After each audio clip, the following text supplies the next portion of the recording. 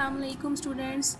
Today we will do the left half of the chapter number 7, and as you can know, as you can see that the parents were with their kids and they had left them in the deepest part of the forest, and boys were not known the boys were not uh, know the way back to their home, and they were not know the plan of their parents. So now what happened next we will read out in the reading.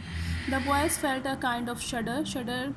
They began to shout and call of their father, thinking that he might be playing some kind of a trick with them. एकदम से उनको तन्हाई का एहसास हुआ है, तो लड़कों ने अपने वालिद को ढूंढना शुरू कर दिया. उनको लगा कि उनके वालिद को इनके साथ मजाक कर रहे हैं, खेल रहे हैं. When, however, he did not appear for quite some time, they really felt frightened and began to cry bitterly. Then the clever Michu said, "Don't cry, don't worry, boys. I know the way home. All we have to do is to follow the trail rasta of the white stones." अब मिर्चू ने कहा कि लड़कों घबराओ नहीं, मैं जानता हूँ कि वापसी का रास्ता क्या कि होम घर का वापसी का रास्ता मुझे पता है. अब तुम लोगों को क्या करना है कि जो सफ़ेद पत्थरों से रास्ता बनाया गया है तुमको उसको फॉलो करना है. Father is not going to come. वालिद हमें लेने के लिए आने के लिए नहीं है. मिर्चूज़ brother however doubted what he said at this. He repeated what their father had said the night before, and told them how he had filled his pocket with stones and dropped them one by one on the way.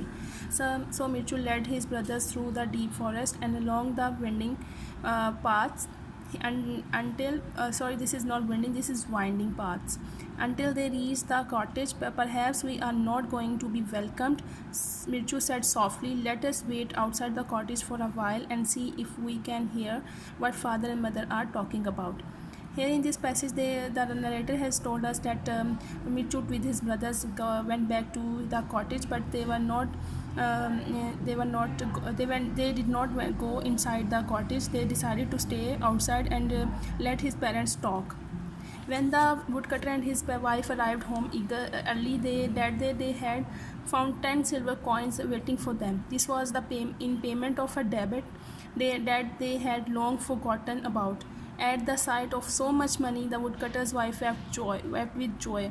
But when she remembered that she would never see her boys again, all her joy vanished, गायब हो जाना, and she began to sob. सिसकियाँ आहें भरने लगना.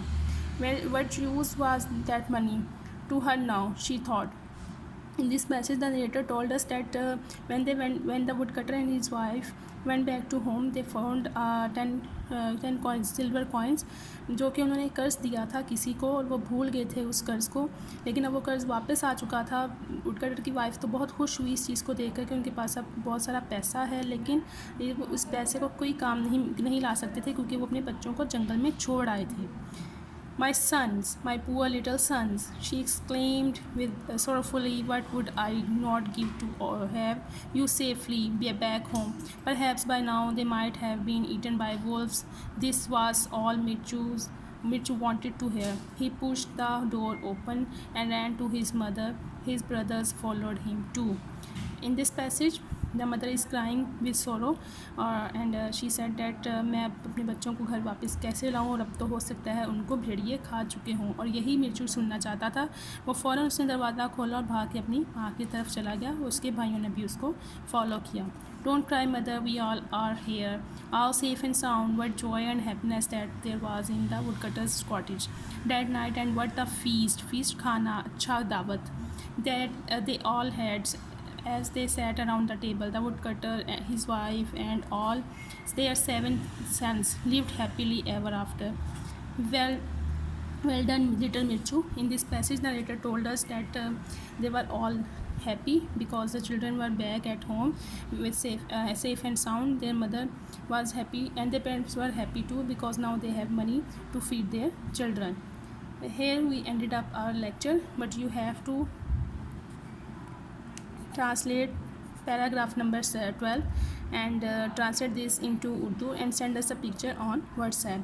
Thank you students. Allah Hafiz.